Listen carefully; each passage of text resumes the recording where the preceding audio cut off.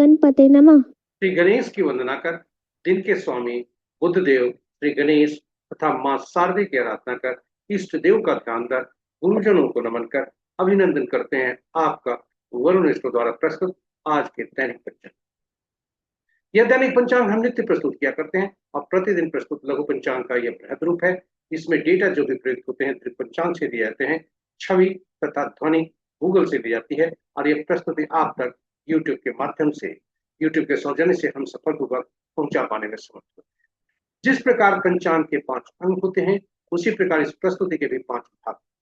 पहला भाग पंचांग मुहूर्त और ग्रहों के गोचर से संबंध रखता है और इसी पहले भाग में से पंचांग मुहूर्त को लेकर इस प्रस्तुति का लघु रूप आपके सूचनाओं के अनुरूप हम प्रतिदिन अलग से प्रस्तुत किया करते हैं। दूसरा भाग ताराबलम इसका नाम है, जिसमें नक्षत्र के अनुसार विभिन्न नक्षत्रों में जन्मे जातक के लिए आज का दिन कैसा होने की संभावना। ताराबलम आज के बारे में बताता है, लेकिन ताराबलम का मुख्य सिद्धांत नवतारा चक्र पद्धति पर आधारित है। यह अद्भुत पद्धति है जिसके अनुसार पूरे जीवन काल के बारे में ग्रहों की शुभता अशुभता हम जान सकते हैं और जब ग्रहों की शुभता अशुभता जान जाते हैं तो ग्रहों की दशा अंतरदशा का फल शुभ और अशुभ हम अलग अलग रूप से उसे करके हम शुभ ग्रहों के नक्षत्र शुभ ग्रहों की दशा अंतरदशा में योजनाबद्ध तरीके से शुभ कार्यों का निष्पादन करके हम शुभता सुनिश्चित कर सकते हैं। वहीं अशुभ ग्रहों की स्थिति में, अशुभ ग्रहों की दशा अंतरदशा की स्थिति में हम अपने आप को मानसिक रूप से चुनौती का सामना करने के लिए तैयार। दोनों हमारे लिए शुभ होते हैं और इतना ही नहीं, जन्मकुंडली के ग्रह से बैठे विभिन्न ग्रहों से कैसे फल प्राप्त किया जाए, शुभ कहाँ हम नहीं प्राप्त नहीं कर सकते, या विभिन्न नक्षत्रों में जन्मे जातक जिनसे हम जुड़ते हैं वे हमारे लिए कितने हितकारी हो सकते हैं, कितने हमारे लिए परेशानी के कारक हो सकते हैं, ये सभी हम अग्रिम रूप से जानकर अपने आप को उसी अनुरूप ढाल सकते हैं, उसी अनुरूप अपने आप अपेक्षाएं कर सकते हैं, उसी अनुरूप अपने आप को तैयारी कर सकते हैं, जो कि अंततोगत्वा हमारे लिए लाभदायक होता है। विस्तृत चर्चा प्रस्तुति में तीसरा भाग विभिन्न राशि में जन्मे जातक के लिए आज का दिन कैसा होने की संभावना है, चंद्र बदल जिसे कहते हैं। चौथा भाग चौघड़िया, एक प्रकार का मुहूर्त ज्योतिष। जब भी हम कोई काम करते हैं उसमें शुभता चाहते हैं और जब भी हम कोई काम करते हैं उसमें शुभता चाहते हैं और चौघड़िया एक प्रकार का मार्गदर्शक के रूप में काम करता है, शुभ और अशुभ काल बताता है। काफी उपयोगी है और इसकी उपयोगिता को देखते हुए हिंदी और अंग्रेजी में अलग अलग वीडियो हमने पोस्ट करके रखा है। विस्तृत चर्चा प्रस्तुति में पांचवा और अंतिम भाग, जब हम जन्म लेते हैं सांस की प्रक्रिया जैसे ही आरंभ होती है, ईश्वर द्वारा प्रदत्त अंक जन्म तिथि के रूप में कार्य करना आरंभ होता है और ये सकारात्मक और नकारात्मक दोनों हो सकते हैं। कुछ अंक अनुपलब्ध भी हो सकते हैं, साथ ही साथ जीवन यात्रा के दौरान कुछ अंक हम अर्जित कर लाते हैं। जाने अनजाने हम नकारात्मक अंकों को यदि ले आते हैं हमारे लिए बात हो। इसलिए ये विशेष प्रस्तुति अंकों को जानने, पहचानने, उन्हें समझने और उनको सही ढंग से उपयोग करके जीवन में सुखता लाने के उद्देश्य से, क्योंकि ये अंक ज्यादा बड़े नहीं है, 1 से 9 तक। इन्हें समझना, इन्हें जानना, इन्हें पहचानना और सही ढंग से उपयोग करना आसान। इतना ही नहीं, अंक कार्य तो करते रहते हैं पूरे जीवन काल तक, जब तक हमारा जीवन है, सांस जब तक है चलती है, ये ईश्वर द्वारा प्रदत्त अंक कार्य करते ही। और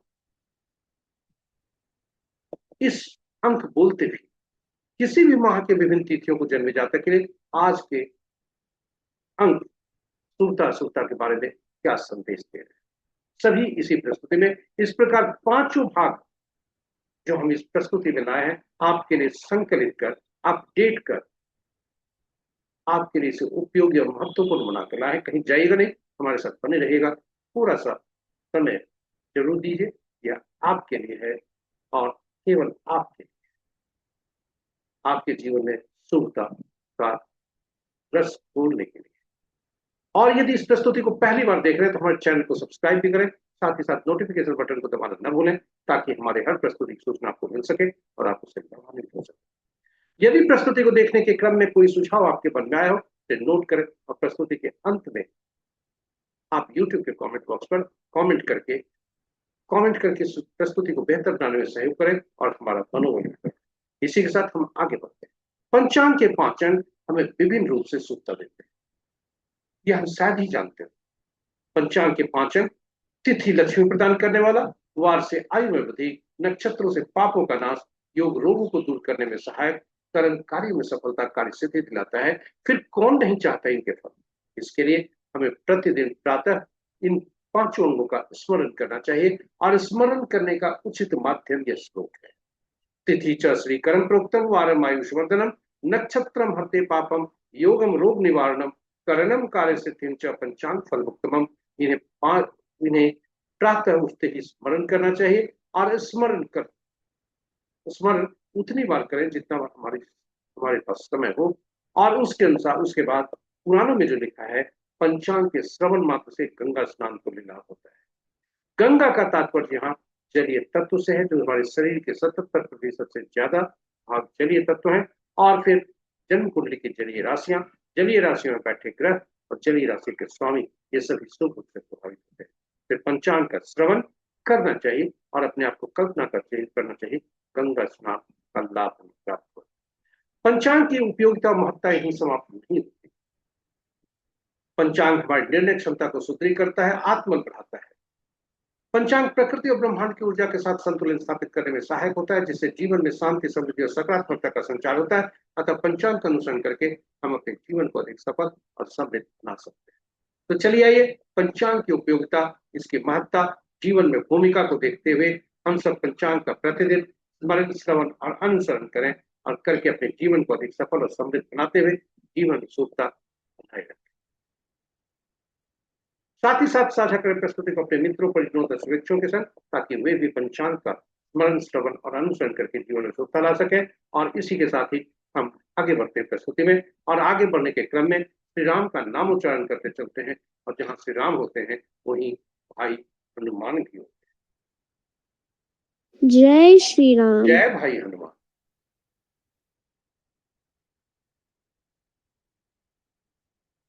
स्वागत है आपका प्रस्तुति के पहले भाग में। आज का दिनांक 8 जुलाई 2026, माहसार, पक्ष कृष्ण, शाका संवत 1948 12 भाव, विक्रम संवत 2083 सिद्धार्थिक, और कलयुग का 5027वां वर्ष। आज का सूर्योदय 5:05 पर, सूर्यास्त 6:44 पर, sunrise at 5:05 AM, sunset at 6:44 PM।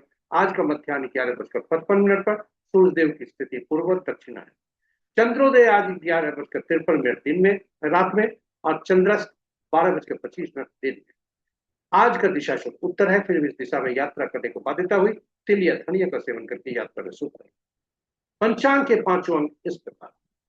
वार बुधवार, तिथि दिन के 12:21 तक अष्टमी, जो जय तिथि के अंतर्गत आता है, उसके बाद नौमी, जो रिक्ता तिथि के अंतर्गत आता है। नक्षत्र अपराह्न 4 बजे तक रेवती, उसके बाद अश्विनी। और नक्षत्र के पद इस प्रकार। दिन का आरंभ रेवती नक्षत्र के तीसरे पद से होता है, जो कि दिन के 10:10 तक रहता है। उसके बाद रेवती नक्षत्र का चौथा अंतिम पद अपराह्न 4 बजे आरंभ होता है। वहीं से अश्विनी नक्षत्र का पहला पद, जो रात्रि के 9:48 तक रहता है। दूसरा पद देर रात्रि 3:33 तक, और फिर कल का सूर्योदय अश्विनी नक्षत्र के तीसरे पद से होता है। योग दिन के 12:38 तक अतिगंत, उसके बाद सुकर्मा। करण दिन के 12:21 तक कौलन, तत्पश्चात रात्रि के 11:34 तक तैतिल, और फिर कर।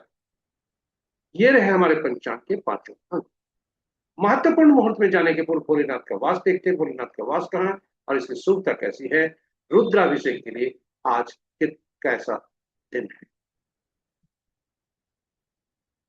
जय भोलेनाथ। ओम नमः शिवाय। ओम नमः शिवाय।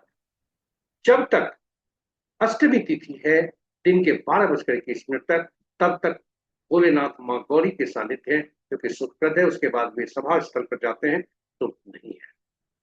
तो रुद्राभिषेक के लिए दिन के 12:21 तक के काफी का समय काफी उपयोगी है। ओम नमः शिवाय। जय भोलेनाथ। ओम नमः शिवाय। महत्वपूर्ण मुहूर्त में जाने के पूर्व गीता की महत्वपूर्ण पंक्तियां। हम सबका अधिकार केवल कर्म पर है, फल पर नहीं। अतएव जिम्मेदारी के साथ कर्म के लिए सबसे अनुकूल मुहूर्त का चुनाव करना ही हमारी पहली सफलता है।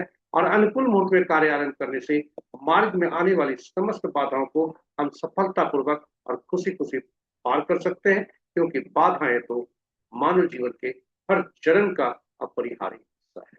इसलिए अनुकूल मुहूर्त में कार्य आरंभ करना काफी हितकारी। महत्वपूर्ण मुहूर्त में सबसे प्रभावी अभिजीत मुहूर्त, शुभ मुहूर्त में सबसे प्रभावी अभिजीत मुहूर्त आज नहीं है।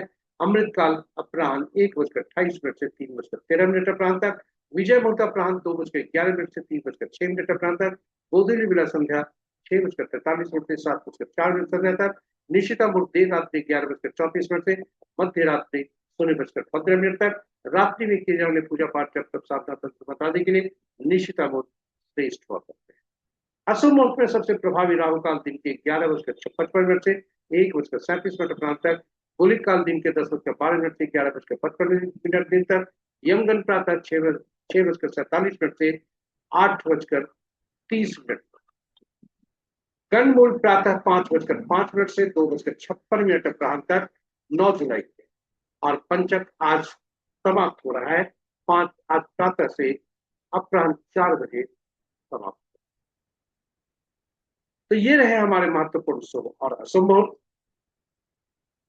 समय और कर्म का सटीक मिलन ही मुहूर्त है। इसी के साथ हम ग्रहों की आकाशीय स्थिति में आपको ले आए।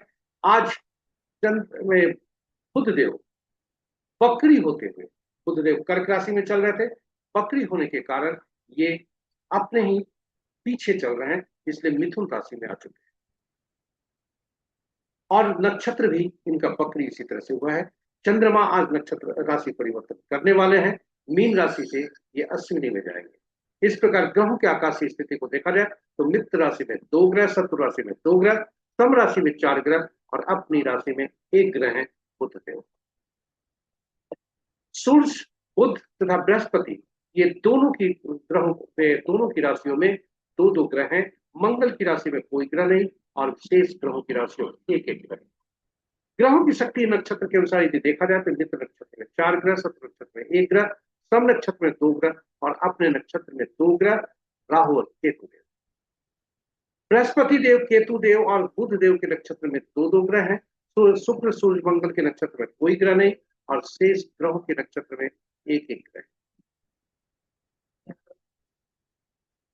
बुध देव का कल राशि परिवर्तन हुआ है, जब वक्री होकर के वो वापस मिथुन राशि में है और अगला सूर्य देव का राशि परिवर्तन होने का 25 जुलाई तक बुध देव अस्त रहेंगे और उसके बाद 16 जुलाई से बृहस्पति देव भी अस्त होने वाले। इसी के साथ ही हम आपको ले चलते हैं दूसरे भाग।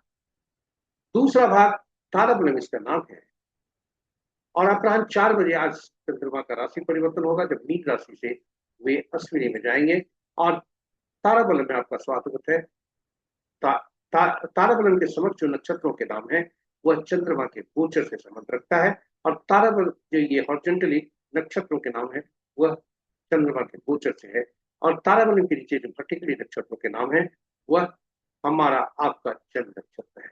दोनों की लाइनें जहां मिलती है वही आज का प्रतिफल होता है।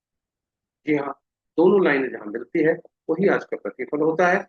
और आज का तारा यदि संपत, क्षेम, साधक, मित्र या मित्र हो, शुभता की तरफ संकेत देता है, यानी दैनिक कार्यों को करते हुए नए कार्यों का आरंभ कर सकते।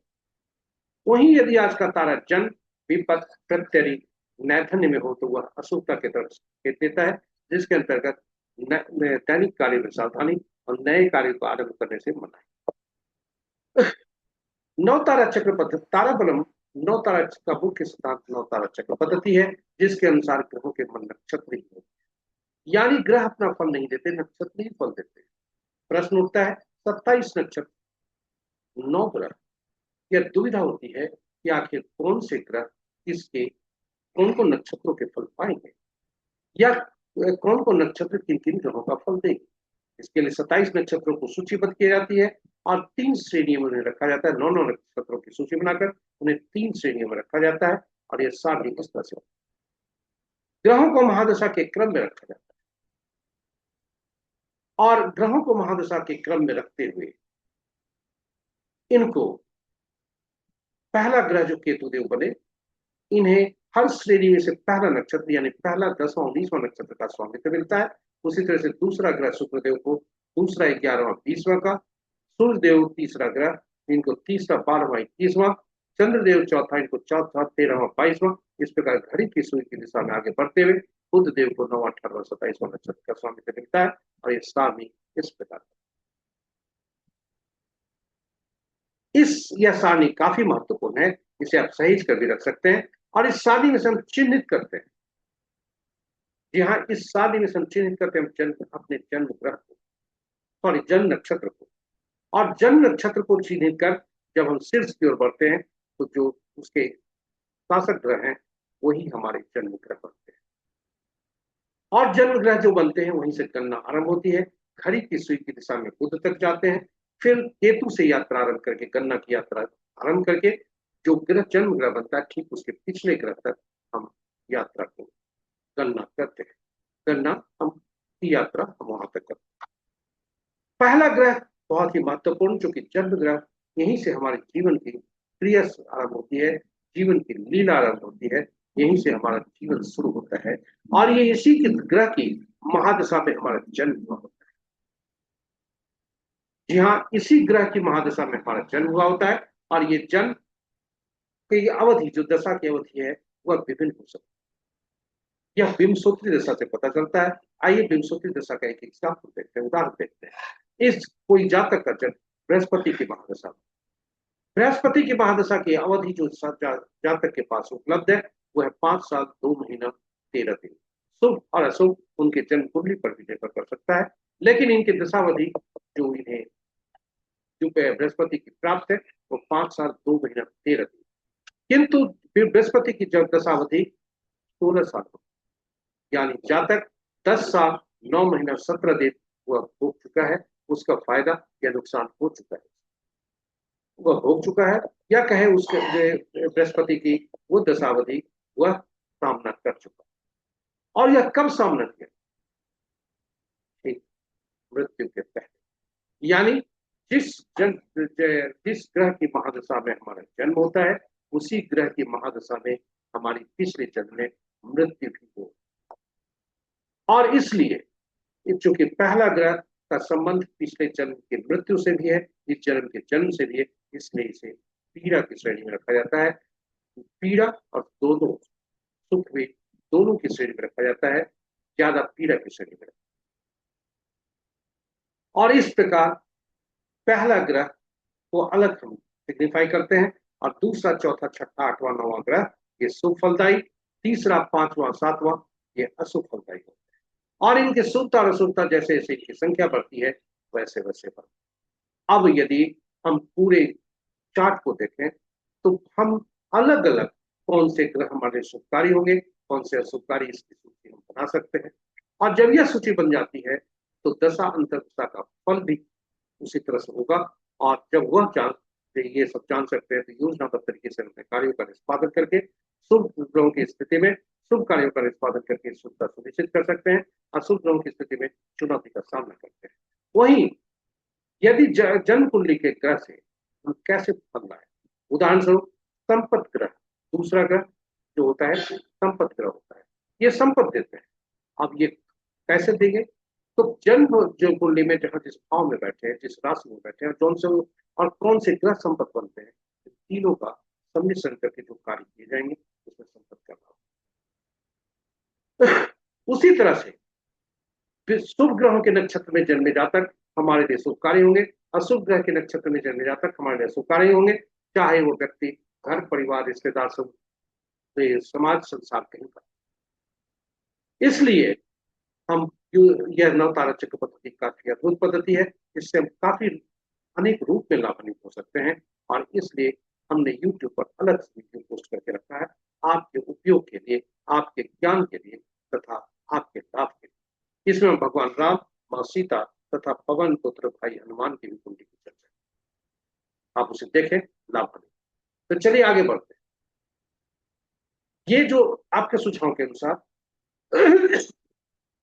शुभ और अशुभ जो फल है नवतारा चक्र के अनुसार वो किस प्रकार के फल हैं, इसकी एक साथ ही आपके सामने प्रस्तुत कर रहे हैं उद्देश्य शैक्षणिक। पहले शुभ तारे का फल शुभ फलदायक होता है, संपत तारा, क्षेम, साधक, मित्र और अतिमित्र तारा।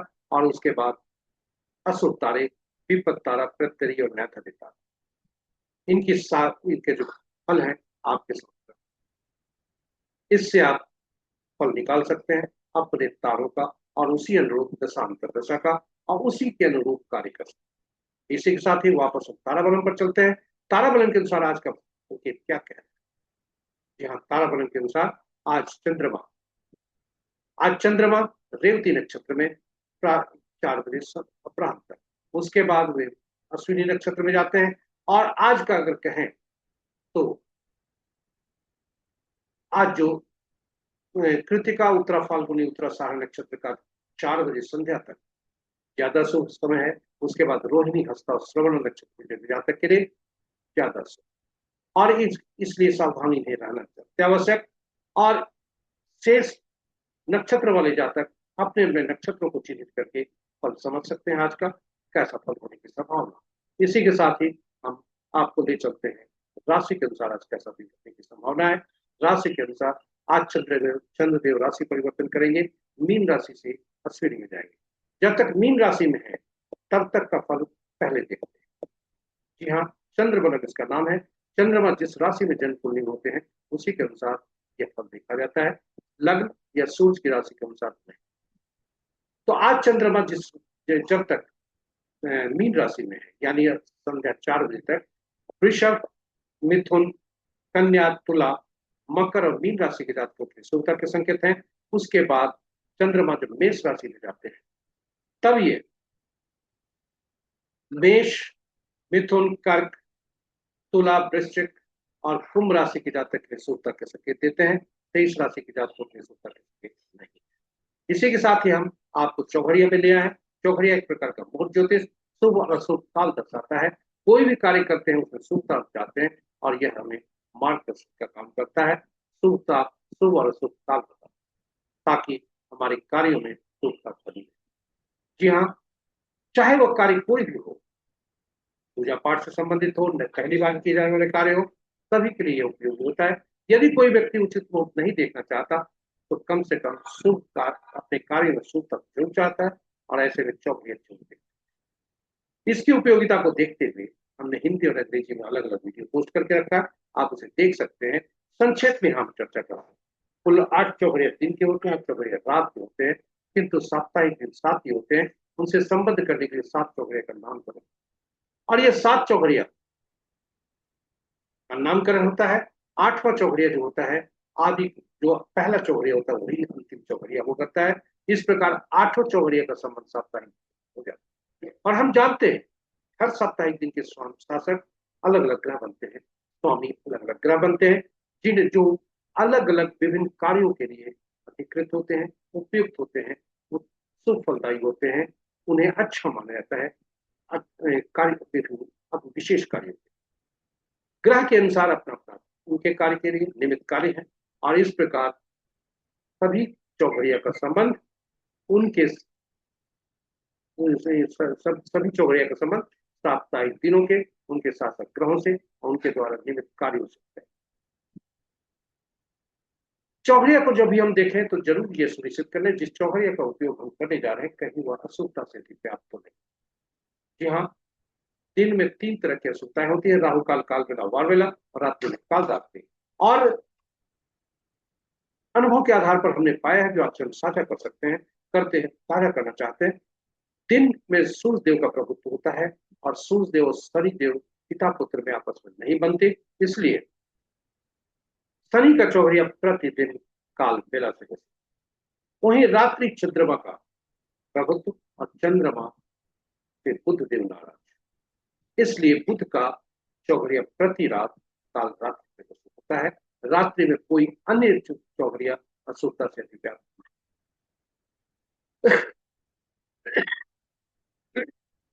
शनि का चौघड़िया काल चौघड़िया, शनि देव को पापी ग्रह में रखा जाता है, इसे काल के रूप में चिन्हित किया जाता है। ऐसा कहा जाता है कोई शुभ कार्य इसमें नहीं करना चाहिए, किंतु शनि देव कर्म और न्याय के देवता,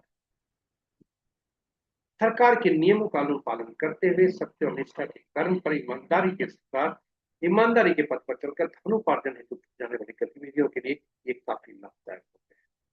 मंगल का चौघड़िया मंगल देव शासक मंगल देव हुए, क्रूर और अनिष्टकारी होते हैं, कोई भी शुभ कार्य इसमें नहीं करना चाहिए।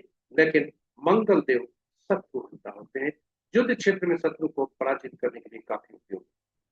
और आज के संदर्भ में देखें, क्योंकि ज्योतिष देश का परिस्थिति पर काम करता है, और आज के संदर्भ में देखें, विभिन्न वर्ग के लोग अपने ही साथ जो लोग संबद्ध हैं उन्हें ही पराजित कर आगे बढ़ते हैं। विद्यार्थी वर्ग अपने सहपाठी को जब तक पराजित नहीं करेगा, फिर कंपटीशन में वो क्वालिफाई नहीं करेगा, उसे आगे नहीं बढ़ पाएगा। उसी तरह से नौकरी पेशा के लोग अपने ही सहकर्मी को पराजित कर आगे बढ़ते हैं। और हम अपने शरीर के रोगों को पराजित जब तक नहीं करें, स्वस्थ नहीं रह सकते। इस प्रकार कोर्ट केसेस आदि में भी मंगल देव काफी उपयोगी होते हैं। तो चलिए आज का चौघड़िया देखते हैं। आज का चौघड़िया क्या क्या है। आज के दिन बुध का दिन है। लाभ चौघड़िया से दिन आरंभ है।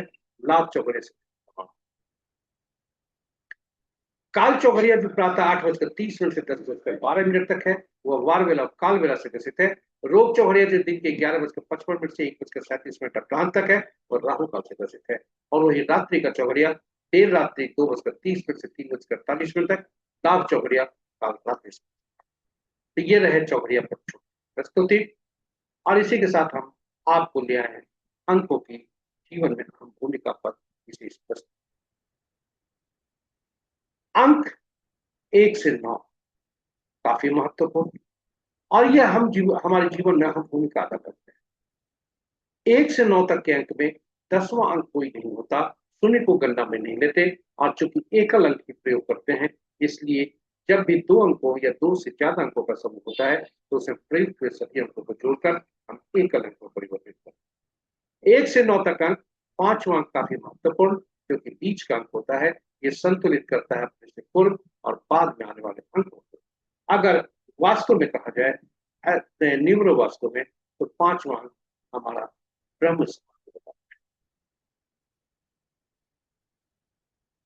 जब हम इन अंकों को देखें, 1 से 9 तक अंक, ये शासित होते हैं विभिन्न ग्रहों से, और इन विभिन्न जो ग्रह शासित होते हैं उनके अलग अलग गुण तत्व ऊर्जा होते हैं जो इन अंकों में भी समाहित होते हैं। इसलिए इन अंकों को उनके शासक ग्रहों के अनुसार, या उनके जो गुण तत्व ऊर्जा है उनके अनुसार अंकों की दुनिया में विशेष नाम से पुकारा जाता है, जिसकी सारणी पूरी सारणी आपके समक्ष प्रस्तुत। जब हम जन्म लेते हैं, ईश्वर हमें अंक को भार में देते हैं। यह जन्म तिथि के रूप में होता है, जिसमें जन्म तिथि, माह और वर्ष हुआ करते हैं। तिथि हम स्वयं होते हैं, हमारा व्यक्तित्व होता है। वही तिथि, माह और वर्ष तीनों मिलकर भाग्यांक होता है, और ये भाग्यांक, तिथि, माह और वर्ष तीनों मिलकर यह भाग्य बनता है। और यह भाग्यांक, इसको बोलचाल की भाषा में कंडक्टर कहा जाता है, और मूलांक को ड्राइवर कहा जाता है। ड्राइवर हमारा आंतरिक व्यक्तित्व, तिथि और माह को जोड़ते हैं, वो मेरा हमारा बाहरी व्यक्तित्व दर्शाता है। और वर्ष के अंकों को जोड़कर एकल अंक में परिवर्तित करके पुरुष के लिए 11 से घटाते हैं, महिला के लिए 4 उसमें जोड़ते हैं, तो वह एंजल नंबर कहलाता है, ईश्वर द्वारा एक प्रदत्त लॉटरी। ये सारे अंक फिर होते हैं, स्थायी होते हैं, कभी बदल नहीं सकते। यहाँ ये कभी बदल नहीं सकते, इसलिए ये अंक काफी महत्वपूर्ण होते हैं। ये जीवन से लेकर, जन्म से लेकर मृत्यु तक कार्य करते हैं। हमने गूगल से एक जन्म तिथि ली है, उद्देश्य शैक्षणिक है, 8 जुलाई 1983, यानी आज ही का जन्मदिन है। और आप देखें, इनका जन्मदिन में इनका मूलांक दिया ड्राइवर 8 है, कंडक्टर 9। कल्पना कीजिए, बस के ड्राइवर और कंडक्टर का आपस का संबंध, यदि बस ड्राइवर आपस में, ड्राइवर और कंडक्टर आपस में शत्रुवत हो जाए, फिर बस का चलना मुश्किल है। ठीक उसी प्रकार यदि ड्राइवर और कंडक्टर का अंक हमारे लिए शत्रुवत हो जाए, फिर हमारे जीवन में स्ट्रगल हो। और इसके अतिरिक्त पूरे इसी ड्राइवर और कंडक्टर पर पूरा जीवन हमारा घूमता है। जब भी हम कुछ ऐसे अंक अर्जित करके आते हैं जो इस ड्राइवर और कंडक्टर का शत्रुवत हो, तो हमारा जीवन असंतुलित होने लगता है। तो चलिए आइए आगे अंकों को पहचानते हैं। 11, 22, 33 जब भी जन्म तिथि में कहीं भी हो, 11 तिथि और माह दोनों में हो सकते हैं, 22 तिथि में, और 11, 22, 33 कल जब भी वो मास्टर नंबर वो कहलाता है। और यह मास्टर नंबर पिछले जन्म के आत्मा से संबंध बताता है, और उसके अनुसार कुछ अधूरे कार्य इस जीवन में करते हैं। 13, 14, 16, 19 जब भी होते हैं तिथि में या गणना में, तो वह हमारा कार्मिक ऋण बताता है, कार्मिक बोझ बताता है, पिछले जन्म का। और 13, 14, 16, 19 यदि ये है तो यह हमारा बताता है हमें इस जन्म में जो हमने पूर्व जन्म में कर्म करके ऋण पैदा किए थे वह उसी कर्म को करके हमें चुकता करना। ये जानकारी की बात है। अब प्रश्न उठता है कि अगर मूलांक और भाग्यांक ड्राइवर और कंडक्टर आपस में शत्रुवत हो तो फिर अंक इसे बैलेंस कैसे करें, इसके लिए दोनों के मित्र अंक की व्यवस्था करें। ये चूंकि हर अंक के 1 से 9 तक के अंक के अलग अलग गुण तत्व और ऊर्जा होते हैं। कुछ इस जन्म तिथि में कुछ ऐसे भी अंक हो सकते हैं जो अनुपलब्ध है। और ऐसी स्थिति में चूंकि ये यदि कहा जाए जब जन्म तिथि और माह 2 अंकों का हो सकता है, 1 अंक का हो सकता है, वर्ष 4 अंकों का, ऐसी संभावना बन सकती है कि हमारे जन्म तिथि में कुछ अंक अनुपलब्ध हो। ये तात्पर्य कि उन अंकों से संबंधित तत्व गुण और ऊर्जा की कमी हमने पाई जाए। और इसके साथ ही साथ यदि हम कहें कि यदि कोई अंक 3 बार से 3 या 3 बार से ज्यादा प्रयुक्त हुए हैं तो उन अंक वे अंक सकारात्मक होते हुए भी नकारात्मक प्रभाव होता है। अब अपने अपने आप अंकों को पहचान। आइए लोसो ग्रिड का सहारा लेते हैं और ये आप देखें कि आपके जो लोसो ग्रिड का बॉक्स है जो डिफरेंट एरिया को दर्शाते हैं आपका कितना प्रतिशत अंक है। और यह जातक के बारे में अगर देखा जाए तो लगभग 66% thought plane, will power plane 66%, किंतु action plane 33%, intelligentsia 33%, 66% emotional level और प्रैक्टिकल प्लेन 66। 2, 4, 6, 2, 4, 5, 6 ये 4 अंक ऐसे हैं जो इस जातक के अनुपलब्ध है। यानी जातक का दो ये 4 अंक प्रिय अंक जिसे हम दो 2 बार तक तो प्रयुक्त कर सकते हैं। वही 9, 8, 7 ये 3 अंक ऐसे हैं जो 2 बार प्रयुक्त हुए हैं जिनका रिपीटेशन अब शुभ नहीं होगा।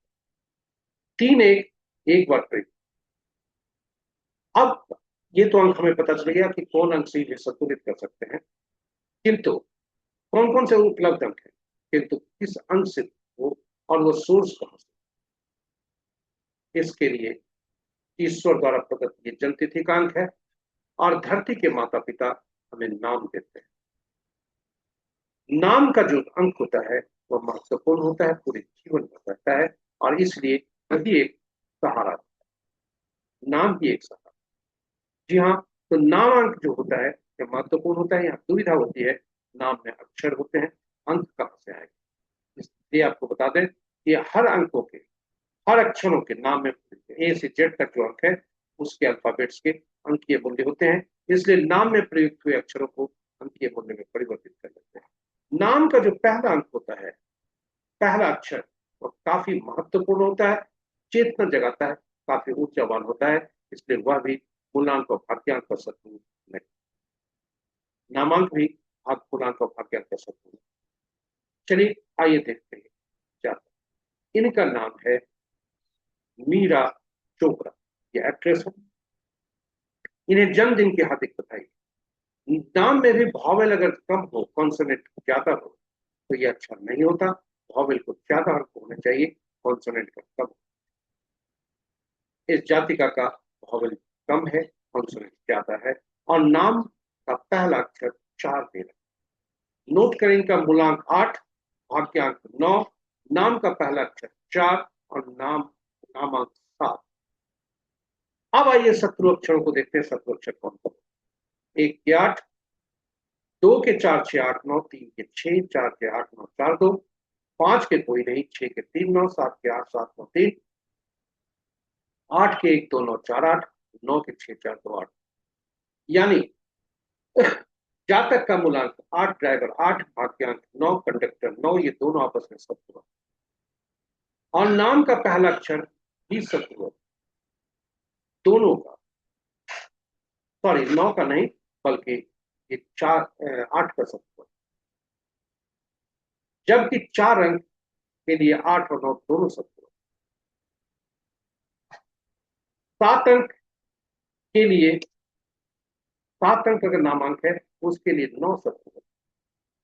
इसमें नाम भी सही नहीं चलता। हम भविष्यवाणी नहीं कर रहे, हम केवल उपयोग कर रहे हैं। यहाँ तक हमने देखा अंक कैसे कार्य करते हैं। इन अंकों को भी यदि देखें तो कुछ अंक ऐसे होते हैं जो अपने के ही दुश्मन, 4 4 का दुश्मन, 7 7 का दुश्मन, 8 8 का दुश्मन, 9 9 का दुश्मन। इसलिए इन अंकों का रिपीटेशन किसी भी जीवन के किसी भी मोड़ पर, जीवन के किसी उद्देश्य के लिए यह शुभ नहीं। इसे याद रखें। आपके लिए कुछ अंक हम हर अंकों के 1 से 9 तक के अंकों के जो शत्रु अक्षर है, जिसमें नाम का पहला अक्षर नहीं होना चाहिए, उसकी सूची भी हमें रखें आपके उपयोग के लिए। अब हम अंतिम अभी तक हमने देखा अंक कैसे कार्य करते हैं, और इसके अंतिम में वर्ष का अंक निकालने के लिए कैसे कार्य करते हैं यह कैसे देखें। इसके लिए हम जो जन्म तिथि है उसमें से वर्ष को निकाल देते हैं, वर्तमान वर्ष को रखते हैं, और फिर यह अंक जो निकलता है वह जो फल देता है वह क्या होता है उसी के अनुसार देख। जातिका का रनिंग एक 7 दे रहा है, और जो पर्सनल ईयर वह भी 7 दे रहा है, और 7 और 9 आपस के शत्रु हैं, 8 शत्रु हैं। इसलिए मिली जुली असर भविष्यवाणी नहीं करनी, क्योंकि अब बहुत कुछ असर करता है जातिका के पास और कौन कौन से अंक हैं, गाड़ी की संख्या के रूप में, मकान संख्या के रूप में, आदि आदि। मोबाइल के अंक। तो हमने देखा अंक कैसे कार्य करते हैं। आइए अब देखें आज के अंक क्या क्या है। आज का अंक 7 है, और आज का अंक 7 क्या बोल, जी हाँ, ये 1 2 5 ये 3 अंकों के साथ तटस्थ। यानी जिस व्यक्ति का जन्म 1/10/1928 किसी भी माह के 1/10/1928, 2/11/2029, 5/14/23 तारीख को हुआ है, उनके लिए दिन आज 7 होने की संभावना। वहीं आज जिनका 4/13/22/31 को हुआ है, 6/15/24 को हुआ है, 8/17/26 को किसी भी माह का है, उनके लिए दिन आज अच्छा होने की संभावना। और इसके अतिरिक्त जिनका जन्म 3/12/21/30 को किसी भी माह का हुआ है, 7/18/25 को हुआ है, और 9/18/27 को हुआ है, इसके लिए उनके लिए आज का दिन शुभ नहीं। 7 7 का दुश्मन, इसलिए 7/16/25 तारीख को जन्मे जातक के लिए भी आज का दिन शुभ नहीं। तो हमने देखा हम कैसे कार्य करते हैं। अब सारणी पूरी प्रस्तुति के आपके सुझाव के पंचांग का स्मरण, श्रवण और अनुसरण करें। अपने ग्रहों को पहचाने, समझें, उनके अनुरूप कार्य करें। अनुकूल मुहूर्त में कार्य आरंभ कर शुभता सुनिश्चित करें। नक्षत्रों के संकेत महत्वपूर्ण होते हैं, उन्हें समझें, पहचानें और उसके अनुरूप कार्य करें। चंद्रमा मन का कारक होता है, राशि में भ्रमण हम सबको प्रभावित करती है, और चौघड़िया का मार्गदर्शन हमारे लिए हमेशा हितकारी होता है।